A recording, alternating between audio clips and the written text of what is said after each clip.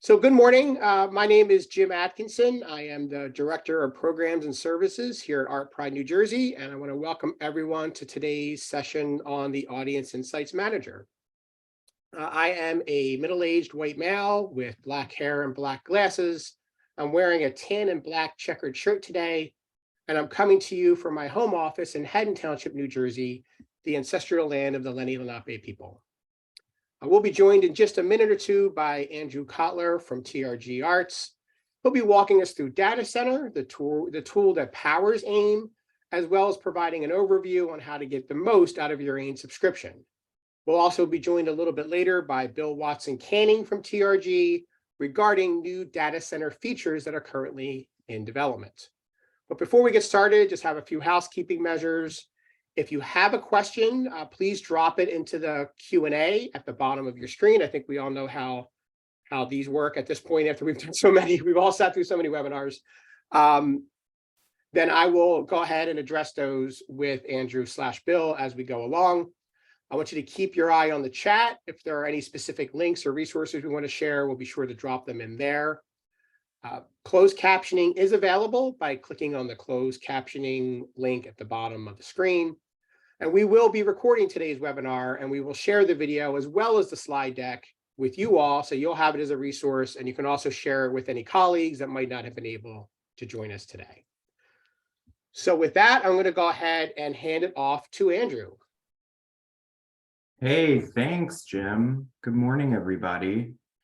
It's so great to be with you. I'm for those of you who I don't know, I'm Andrew Cotler. I use he, him pronouns. I'm a white presenting male in my early, late 30s, I'll call it, with brown hair and brown glasses, and I'm wearing a black button down today.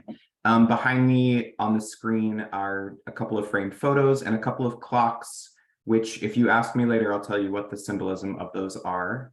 And I sit here on the occupied tribal lands of the Kaw, Osage, and Kickapoo. I'm here in beautiful Kansas City, Missouri. So you'll see this QR code on the screen right now, which you can scan if you ever want to schedule an appointment with me. And otherwise, you can always email me at acotler@trgarts.com.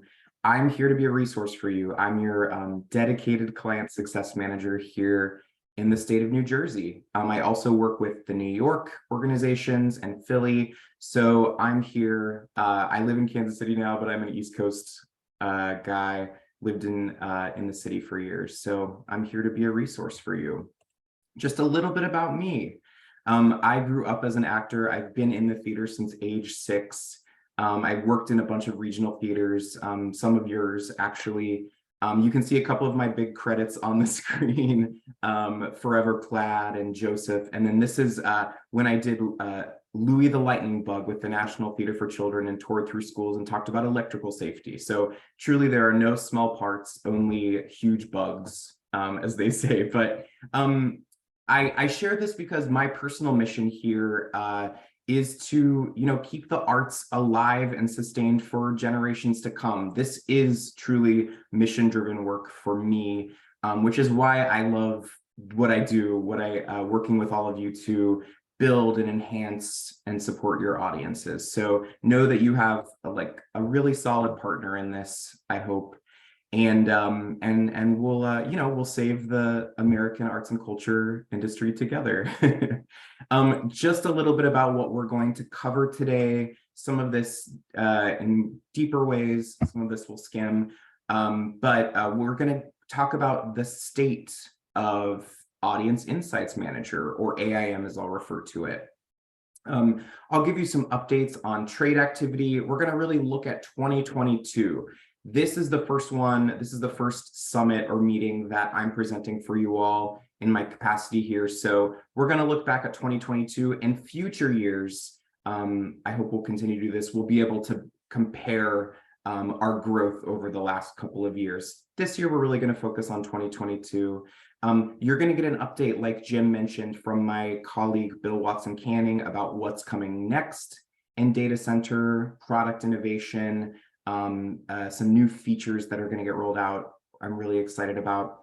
And then if we have time, I'm going to do some back to basics demonstration of the tool itself, Data Center, and we'll save plenty of time for Q&A. And like Jim said, if you have a question along the way, pop it into the Q&A and we'll make sure you get answers as we go. So the state of Audience Insight Managers, AIM. First, a quick recap of why we do what we do here, because we may have some new colleagues on the call. This is TRG's evolution of a patron slide, a ladder, if you will. And I joke that we're going to get this tattooed on our bodies because we really stick by it. We use it in everything we do.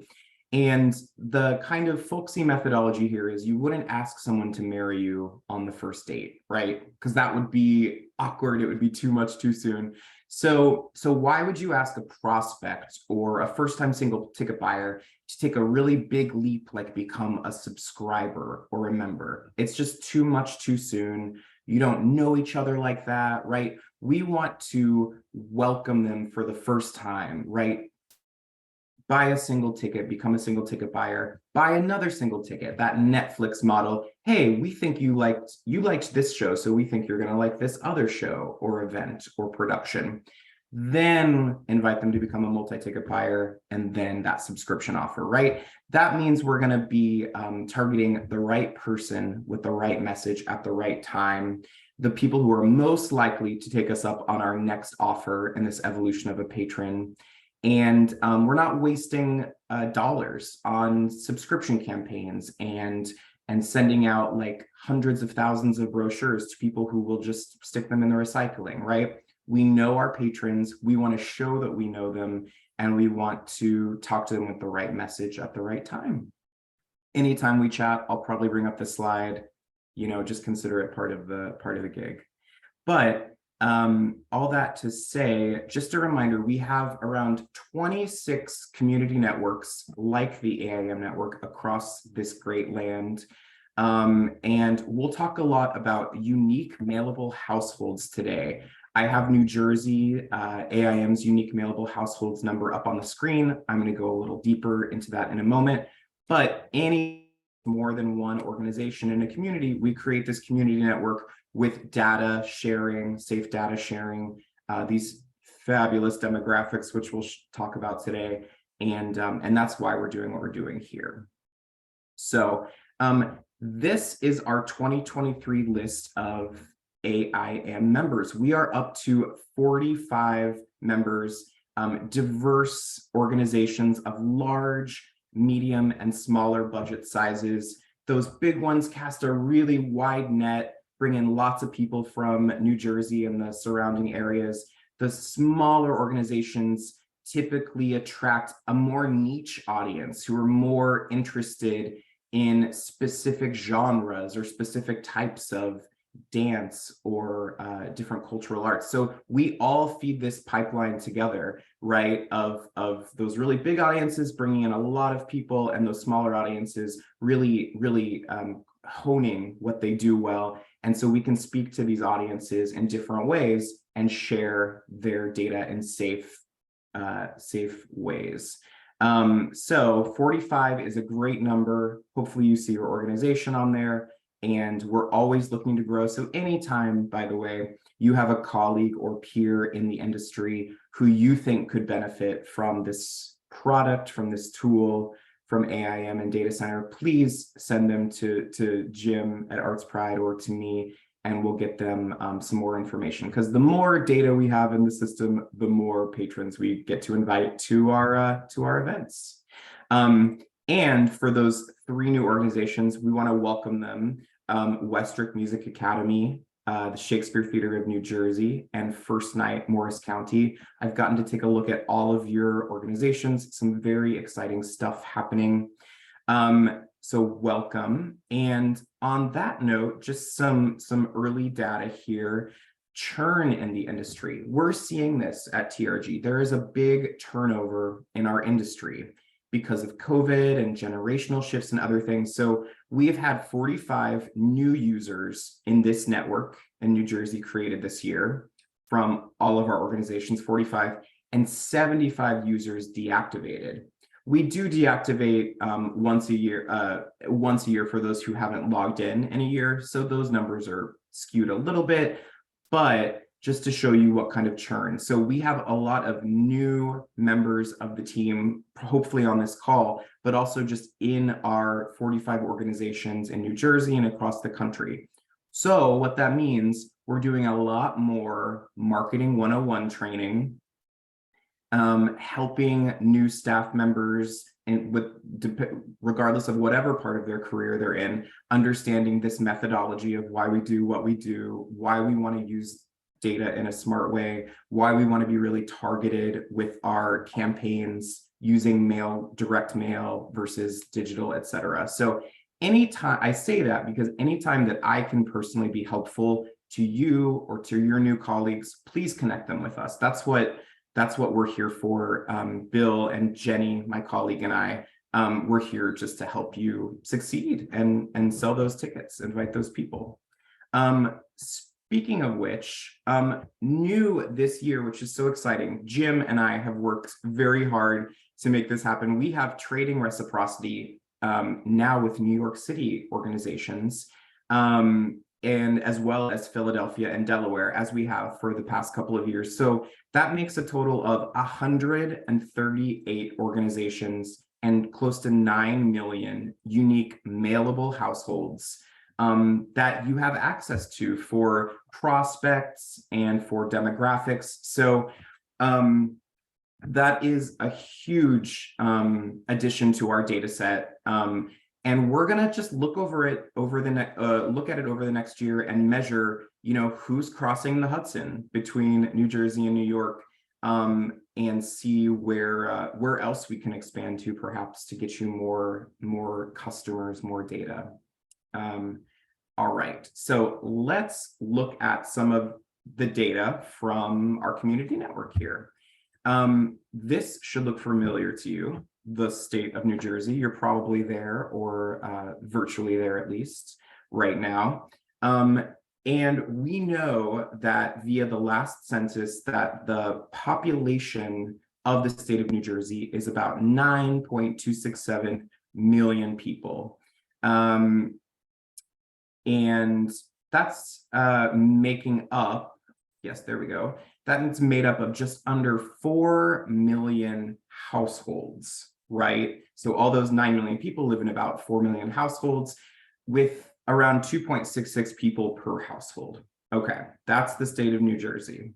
So I mentioned earlier, our unique mailable households in our data set in Audience Insight Manager is about 1.6 million, which gives us, and this is a loose data point, about 48% penetration of the state of New Jersey. Now, take that with a grain of salt because there are going to be some addresses from New York City and Philly and other places, but wow, what a great, healthy number to see that we're close to half of the population of the state in our data set. That's a huge boon for New Jersey and for arts and culture lovers. So that's something to be really proud of. And that also includes just under 1 million households that we have phone information for, as well as email addresses. So a lot of good numbers to see here, a lot of healthy data. Cool. So this is a look at logins, which is just a great way to measure how this network is going. And sorry that those colors are very close to each other. I'll try to help navigate that. That top slightly darker brown line is 2019, and other line is this past year, 2022. And we'll forget 2023 for now, but we wanted to measure pre-pandemic compared to now, right? Because we're all still in recovery mode. We're all still trying to welcome our audiences back. And so is TRG, and so is data center. So as you can see, we're trending behind logins compared to 2019, and logins are a good indicator of overall usage of the tool, and usage of the tool is an overall indicator of how the industry is performing around ticket sales. I would say loosely, but it's true. So these are some numbers we'll want to increase. It could have to do with that staff churn like we talked about and other factors. So we'll look next year at this time to see how we can get those logins up. But let's look at some brighter numbers. This is going to measure file imports. So every time you import a list of your patrons or customers into the system, that's a file import, of course. Just as a reminder, we recommend you're importing around every 30 days if possible, if you have the basic license, or at least after each event. If you have the data center advanced license, congratulations, it happens automatically for you, which is nice.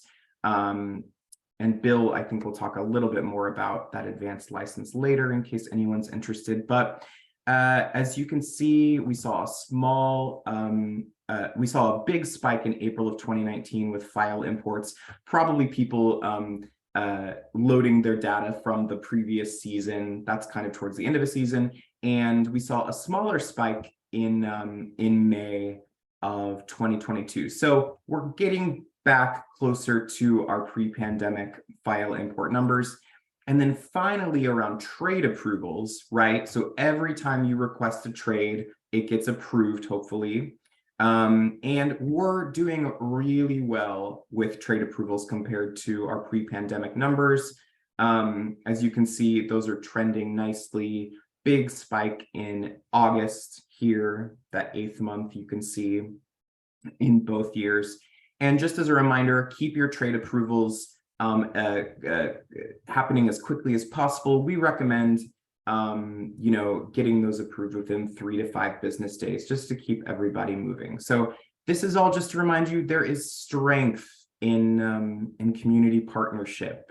And just a moment for to think about it like this.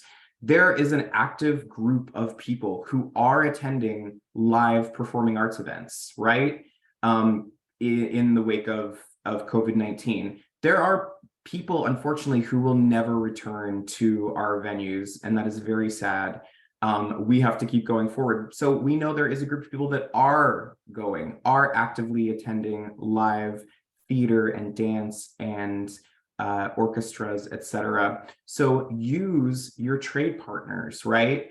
Use your 2023 single ticket buyer trade lists. Those are the people who are actually attending live events. So they are low-hanging fruit. They're ripe for the picking. I'm sorry to use those crass terms. We are talking about human beings, but I think we're all working towards the same thing here. So just a little the more you know moment. Let's look now at multi-buyers. So if we think about that evolution of a patron slide, multi-buyers are right there smack dab in the middle, right?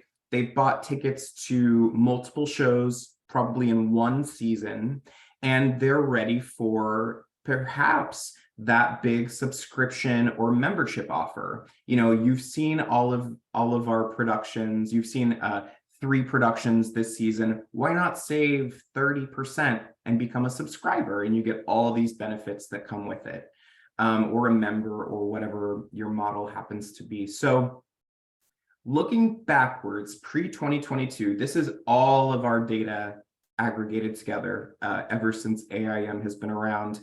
And we can see that prior, let me get my numbers here correct. That prior, there were 96% of all households that engaged with 1, 2, or 3 organizations, and 3% or less that engaged with 4 or more, right? So the more households we have engaging with the more organizations, the more multi-buyers we have, the healthier our arts and culture community is, right? We want more people attending more of our spaces. We want to share the love. We know this is not a territorial thing. Our data shows that the more a person is engaged with multiple organizations, the more they're going to go to others, right? And become ticket buyers and donors, etc. So for 2022, the numbers have retracted a bit, and it's the hard truth, but I got to tell you, We have 99% of our households at this point attending 1, 2, or 3 organizations. So less than 1% have engaged in 4 or more organizations. So what we can do over the next year to help get back to where we were pre-pandemic, we can use our trade lists. We can share, we can approve trades and benefit the entire community. Here's a look at how we're performing with our household count by segment type. So segment type is going to be, as you read across the top here, comp, donors, education, flex, subscribers, general segments, members, single ticket buyers, and subscribers, of course. The things that I'm taking from this, if we look at 2022 compared to 2019, we're up among donors. We're up among subscribers. We have more segment types of we have more of these segments loaded than we did in 2019. We're behind in single ticket buyers for some reason. We're almost 50% behind in single ticket buyers. So that's something I want to pay more attention to. Intuitively, you would think it's the opposite. You would think we have more people trying single tickets as opposed to taking subscriptions. So let's keep an eye on this together. But these are good numbers to see. We have stickier, more engaged patrons being loaded, at least in the data set that we have. Cool. Let's move forward, and this should look familiar. Let's look at the community geographics. This is a household postal code map. I should remind you, you can pull these at any time. It's very simple within Data Center itself to measure where your patrons live or where your prospective patrons live, right? We want to get really targeted with our messaging, perhaps depending on where they live. We've heard some really interesting studies this year of, I think in a Philadelphia organization, and this is anecdotal, measured, there was a train line that was, a train schedule that was eliminated. And one of our client organizations did some data to see, hey, how has that train being eliminated impacted our attendance on a Thursday or a Friday night, right? People aren't able to commute to us as easy. So we know this stuff is really important and really works. There was an impact, by the way. So community graphics over for 2022, here's our top 5 performing zip codes by household. So the most households are in these zip codes: 08540 Princeton, New Brunswick, Monroe Township, Somerset, and East Brunswick. Congratulations if you're in one of those zip codes. So out of our entire data set of those unique mailable households, that 1.6 million, I believe, here's where the top 5 zip codes are where they live. And now here is a zip code penetration map. And this is a bit of a different look. This looks at, based on the population in this postal code, how many households we have. So this can show you really where we make the biggest impact in the state, in the community. And here's our top 5 zip codes. So 08558 Skillman, New Jersey, we've got 36.9% penetration rate. That's, 1 out of 3 people or so are in our data set in that postal code. And then you can see the other postal codes on the screen as well. So really interesting numbers to see here. I wonder if this triggers anything in your mind, if this makes you think of different ways to target or work with your marketing campaigns. Okay, we're going to get into some demographics, and as much as possible where I can find the data, I've tried to do a couple things, but mostly I'm trying to compare our data in AIM, right, our audience members, that 1.6 million people or so, to the larger state of New Jersey, right? Because as we're talking about demographics and as we're talking about IDEA work, diversity, equity, inclusion, we can only strive to be as diverse as the community where we live, right? So I'm going to say this a couple more times, you'll hear it, but we have to know where we're starting from in order to grow, in order to set some goals. And Claire, to answer your question, yes, we are recording and we will share it after the presentation with you all and any of your colleagues and peers that weren't able to join us today. So let's see where we are with this data set in AIM. Wherever possible, we'll see how that measures measures up to the larger state and take from it what we will. Hopefully, after today, you can use this information to set some goals organizationally for yourself. But here is education level for AIM for our data set. As you can see, we're 44% high school graduates, 32% undergrad graduates, and 26% master's graduate school graduates, compared to the statewide numbers. Statewide, college graduates about 25.7, and statewide about 17.4 for graduate school. Okay, take from that what you will. Marital status. Our data set is about 61% married households. People in our households, 61% of them are married, about 39% of them are single. You can see how that compares statewide. We're flipped. Statewide, 55.7% of the population is single to 44% married. And it's interesting, I will say, I just measured this data for the New York community a couple months ago, and they're also flipped. They have more single people, and which I'll about to show you, without children. Here's your children attending events. So it's interesting to see New Jersey is filled with more family people attending arts and culture events. Great. Let's move on. This is a look at child age just for the fun of it. I didn't do any comparing in the New Jersey network, in the state of New Jersey, I should say, but you can see with our demographics, we have a lot more teens, older children in our households that are attending.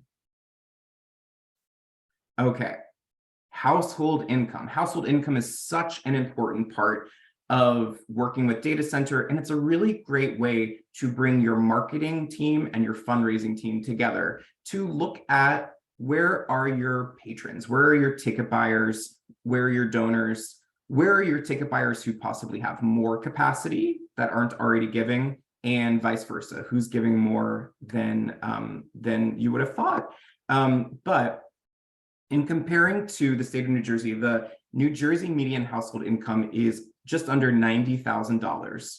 So as you can see from this chart, 64% of our patron households make at or above the New Jersey median household income bracket. So we have more wealth, right? We have households with more wealth attending, for the most part, about 2 to 3 of our productions and our organizations. Quick water break. All right. This one's just for me. This is for the fun of it. I wouldn't necessarily take any anything from it, but I looked at party affiliation. I'm really into politics, so I like to look at this stuff. Here is our AIM household network. 53% of them identify as Democrats, 24% of them as Republican, 11% as independents, and 12% no party affiliation at all, compared to statewide. We're pretty close with Democrats, but there are quite a bit more Republicans than are attending arts and culture events now. So we can work to get those numbers up, or take this what you will. All right, we're going to get into really the meat of probably what is on a lot of your minds today, which is diversity. And diversity is not only a race and ethnicity data point, it's also around generation, right? We're all trying to bring in new audiences, younger audiences. So where we're starting from, I'm starting with the state of New Jersey right now. So reading this with me, and this is based off of the US Census Bureau. We've got 2% in the state of New Jersey that are the greatest generation, meaning that they were born before 1928, 5% from the silent generation up to 1945. Baby boomers, 1946 to 64, we have 11%. Gen X, 1965 to 1980, we have 19% in the state itself. Millennials, born up until 1997, we have 31%, so almost a third of the state. And then Gen Z, anyone born after 1997 in this data set, in the US Census, I should say, is 32%. So around 2/3 of this pie of the state are made up of millennials and Gen Z. So interesting to see. Let's see how that compares with our data set. So probably not surprising, and I'll compare the numbers directly in a second, but as you can see, we have about 1% coming from the greatest generation, 10% silent generation. 44% of our audiences are baby boomers. Probably not surprising, right? They are, to generalize, they are longtime subscribers, members, single ticket buyers. Gen X, we have 29% attending our events, 14% millennials, and 2% Gen Z. So, as you can see, it's a really young state. 63, I think I calculated, percent of the state was born after the Carter administration. Hope he's doing well today. And so that's so interesting to see. New Jersey is a really young state compared to a lot of our other communities. And when it comes to arts and culture programming and marketing, it's important to take note of this. So like I said, we'll compare these in a minute with some we'll find the delta between these in a minute. But first, let's look at race and ethnic breakdown. We'll start with the state of New Jersey again first. I always like to put a little asterisk on this data when we're talking about race and ethnicity. Our data is based off of publicly sourced records like the US Census, like state and county and records and things. And most of that information is self-reported. So this is not perfect data. These are not perfect numbers. I would never lie to you and say that they were, but they're at least they at least give us a place to start from, right? Like I said, in order to grow, in order to make change, we have to know where we're starting. So this is where we're starting. In the state of New Jersey, we're reporting we have about 53% who identify as white or other, 22% Hispanic or Latine, 15% in the state of New Jersey identify as Black, and 10% as Asian. Okay, so comparing that to our AIM data set, we have 83% identifying as white or other, 7% Hispanic, 4% Black, and 6% Asian. So let me go to the next screen and we'll put it all together for you. And Claire, that's a really interesting question. Why white or other are lumped together? It's the data set that we're working with. I know that's not a great answer, but we work with a data partner called Axiom right now. We're always looking to find new resources, and it's as good as, our data is as good as is reported in these publicly sourced surveys. A lot of state laws are changing right now around reporting demographics. We're staying up. We're going to up with it. We're going to be on the cutting edge of this data, but it's true. It's not a perfect way of measuring. So Back to the slide. So you can see in comparing both generation and race and ethnicity, where we're doing well and where we have, I'll call it opportunity for growth to make our audiences look like the communities that we sit in. So specifically around generation, I would say arts and culture organizations generally, think that it's all about going for Gen Z. And I like to use this metaphor of a children's soccer team versus a professional soccer team, right? A professional soccer team, they all know their position. I can't tell them to you right now because I'm not a soccer expert, but there's the sweeper and the goalie and the kicker, and they all play their positions and work together. A children's soccer team, what do? You put the ball on the field, they all run to the ball. So let's be strategic as arts and culture professionals, and let's play our positions and really work together to bring in our most likely audiences right now. And that's, I'm going to say, TRG's counsel at this point is that's Gen X. We really want to invite Gen X audience because we know that they are empty nesters at this point. They have more disposable income. We love our baby boomers. We want to keep them coming, but don't go to the ball. Don't go to Gen Z because they don't have that income like the older generations do to attend arts and culture events yet. We really want to target Gen X and millennials who have the resources to attend. But as you can see, we're trending ahead +10 compared to the state of New Jersey with Gen X. So we're already in a good place there. So we just want to keep that up. Right. So Shane asked, what do we consider your community when trying to reflect the area demographics? Is there a mile radius that's appropriate? Shane, I think that's an organizational decision, right? It's mission driven. It depends on who you serve. That's probably not the answer you wanted. I'm sorry, but that's going to be made organization to organization. We have organizations represented on this call who serve the entire state of New Jersey, right? The State Theater of New Jersey serves the entire state of New Jersey, I would assume. I'm making an assumption. But you might have a local storefront theater that really is serving the neighborhood that it sits in. So that's an organizational decision to make. I'm not going to put that on you, but that's a really valid question. And I admire the fact that you're asking it. Great. Let's see. My last point again, take this information for what it's worth. Feel free to take a screenshot of this slide. We're going to share the deck with you in the video, so no pressure.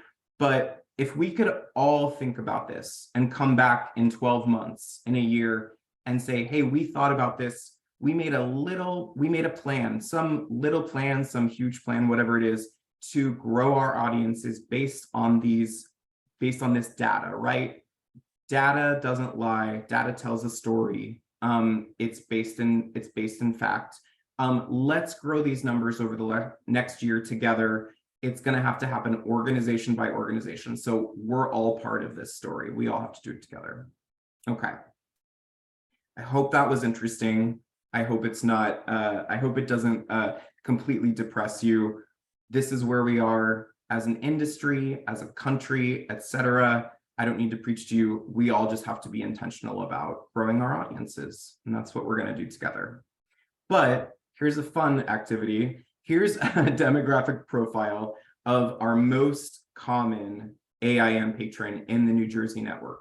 I don't know her name, but this is who she is demographically.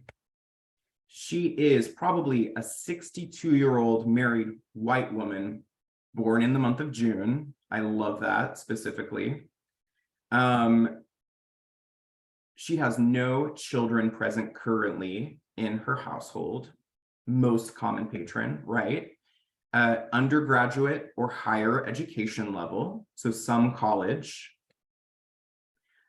She has owned her single family dwelling for more than 14 years, right? And remember, this person is part of a household, probably I said she's probably married, like I said. So has owned their single family dwelling for more than 14 years. So not an apartment building, probably not a condominium or a townhouse, probably a single family dwelling. Their household income is between 100 and 149,000. So their overall household income is what we're measuring here. Their interests include reading, magazines, crafts, parenting topics, financial newsletters, home furnishings, and collecting probably antiques, right? So as we're painting our picture of our community-wide most common patron, it will be interesting to look at your organization and see who yours is. And spoiler, you can look and find this information anytime in Data Center. I would love to show you how, if you don't know already. She is probably a working woman, a professional administrator or technical work. Her net worth is greater than $1 million, and she's probably an investor and probably votes in the Democratic Party. And she's most likely to purchase online, which is interesting to hear, or by mail order, we call it, which is probably by check, right? And specifically purchases products at membership clubs, I would say like a Costco or a Sam's Club. And if she owns a car, this is always my favorite data point. It's so funny. It's likely a Honda, a Toyota, or a Chevrolet. Data is as good as it is, but I love that we are able to bring back demographics about what kind of car people drive, because there's nothing about that I don't think that will help us in arts and culture marketing. I just think it's funny, personally. It's my own sense of humor. So this is our most common AIM patron. Call her by name what you want. If you look at your audiences, you're probably going to see people who look like this. Okay, with these demographics, I should say. All right, cool. One more data point, and then we're going to get to something fun as we round the corner of this hour-long webinar. This is a community usage report, and this is looking at the last 5 years. So as you can see, we have pretty consistent data across the past few years, taking 2020, right, the COVID year, with a grain of salt. It's one of my goals to help this fairly high number of organizations without a file import to get importing, right? In 2022, 51% of our organizations did not import a file. So we want to be good neighbors. We want to share our data. And that's one of my personal goals as your client success manager, is to help this community make sure that we're using Data Center to its using it as much as we can. So our trade approval number stayed pretty consistent. And just a reminder, best practice is to approve those trades within 3 to 5 business days. And hey, look, for 2022, our average trade request response time was 1.9 business days, which is awesome. Very proud of everybody for that. Remember, the more we can share, we're sharing in safe, private ways. The more we can share, the more people get invited to our productions and performances and events. And just a quick note, Data Center has a file transfer component as part of the tool. Anytime you finish a list and send it to your mailhouse, that's going through file transfer. We never want to email lists, patron lists with patron contact information. With all of the data breaches going on right now across all industries, I heard yesterday that Congress, the US Congress, had a big data breach. Unfortunately, that's not good for anybody. We never want to email patron information, never send spreadsheets with patron data, including name and address or any other information. It's going to be a really sad conversation that you would have to have with your audiences to say, I'm sorry, we had a data breach and your information has been stolen. Use the file transfer tool. Anytime you need to send me a list of patrons directly because I'm helping you with something or an upload or whatever, go ahead and use the file transfer component in Data Center. It's under tools. It's right at the top under tools. You can instantly send me a file back and forth. And the same with your printer and your mail house. If you take anything from today, never email that information, those documents, because it's likely that it could wind up in a data breach. So use Data Center as a tool, file transfer, it'll work perfectly. Okay, cool. Now for something fun, I have created the annual AIM Audience Insight Managers Awards.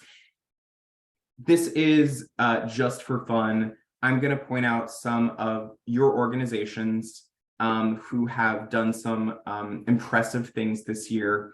So to start off, I'm going to go kind of quickly, but you'll get this deck later. So top organizations with number of logins in 2022.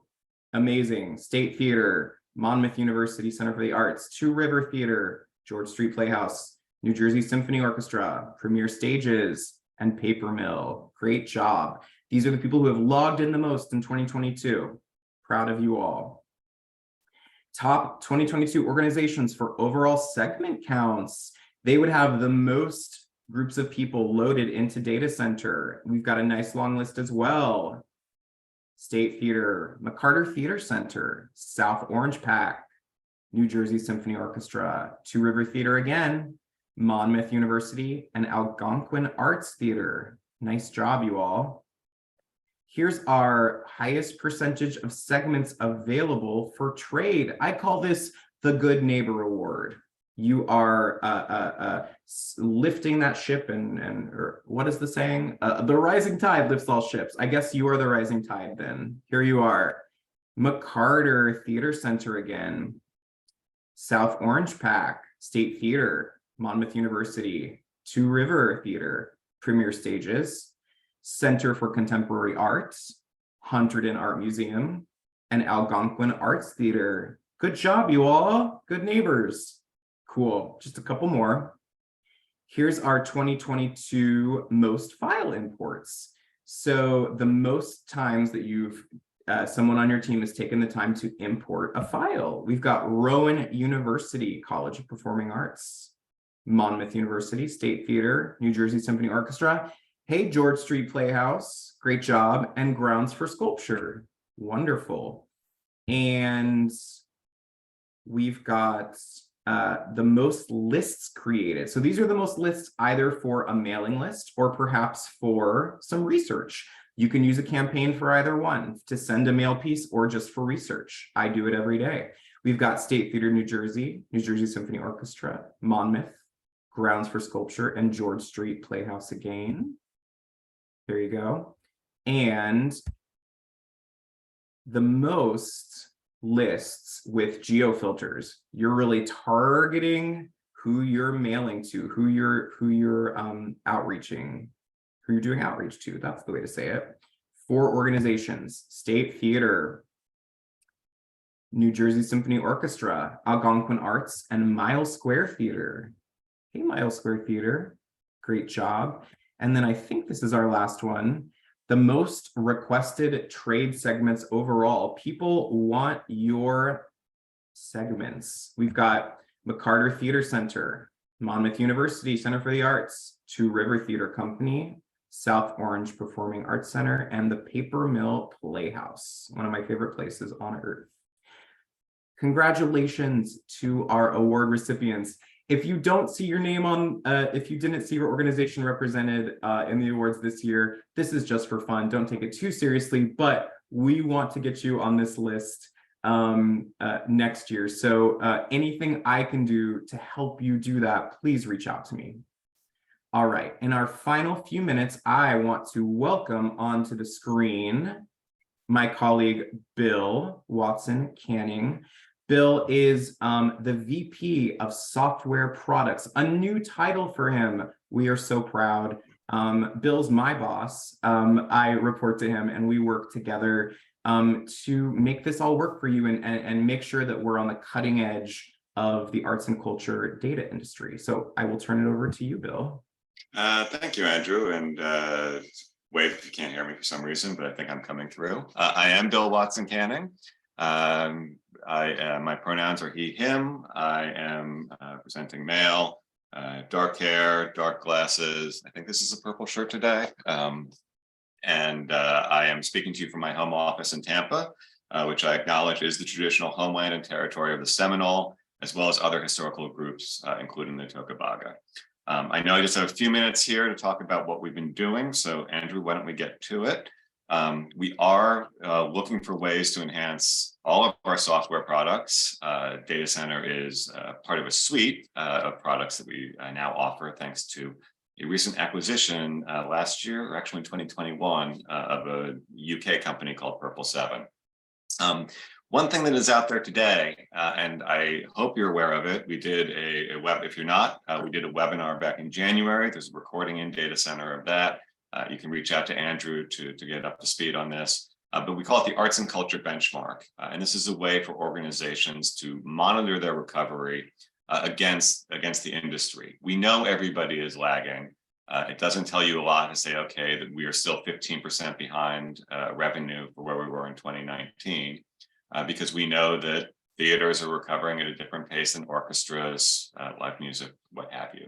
So this is a way to compare yourself, actually not just against your local New Jersey network, but similar organizations to yourself. This is a North American theater I'm looking at here. So that is available today if you are on Tessitura, Patron Manager, Spectrix, any of the most common CRM systems.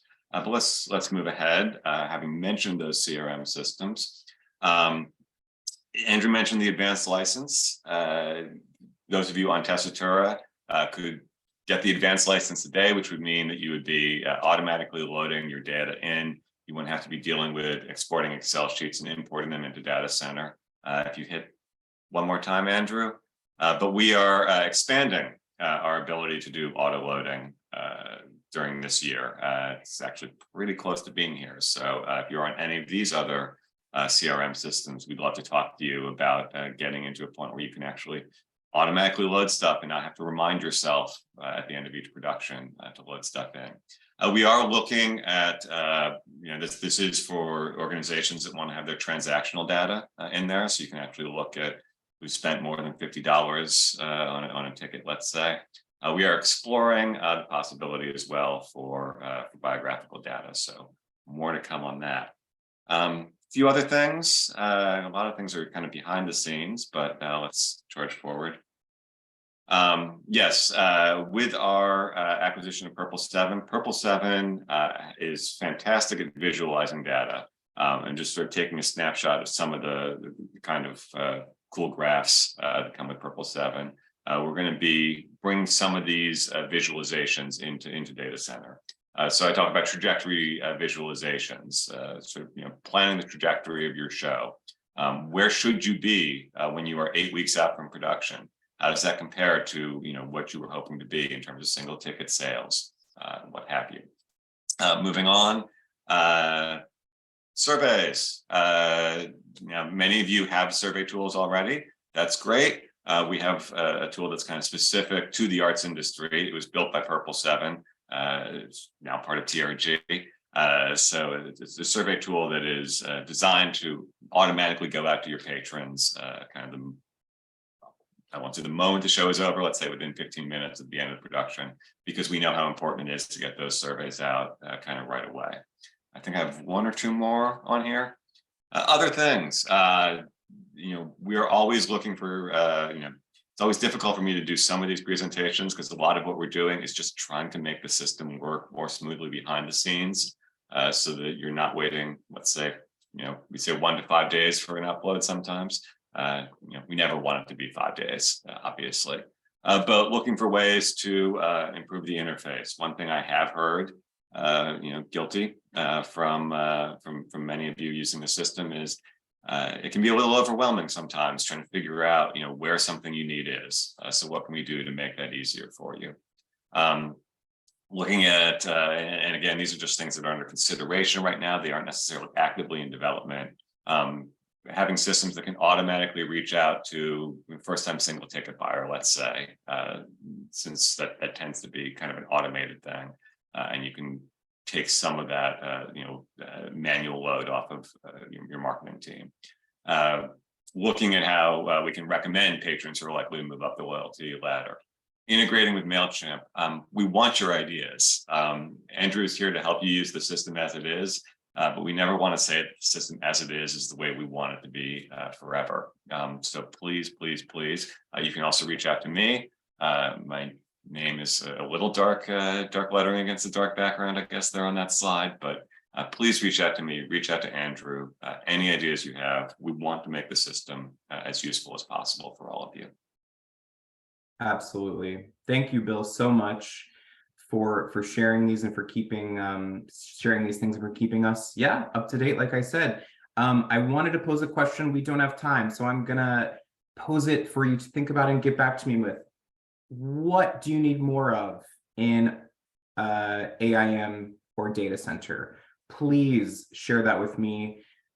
If we have any quick questions, feel free to shout them out. But lastly, two things. I'm going to welcome back Jim to share about some upcoming events, and that is my QR code. Oh, I put it on the next screen too. Please feel free to scan it and schedule a call with me. You have unlimited time with me. That is a resource that's pretty rare in the software as a service world. So please reach out to me. I will help you set some goals. We can look at your data and demographics, work with your team on marketing things. Please scan that and get back with me, and I'll turn it back to you, Jim. Thank you, Andrew. I want to thank you and Bill for taking time out of your busy schedules to share with us today.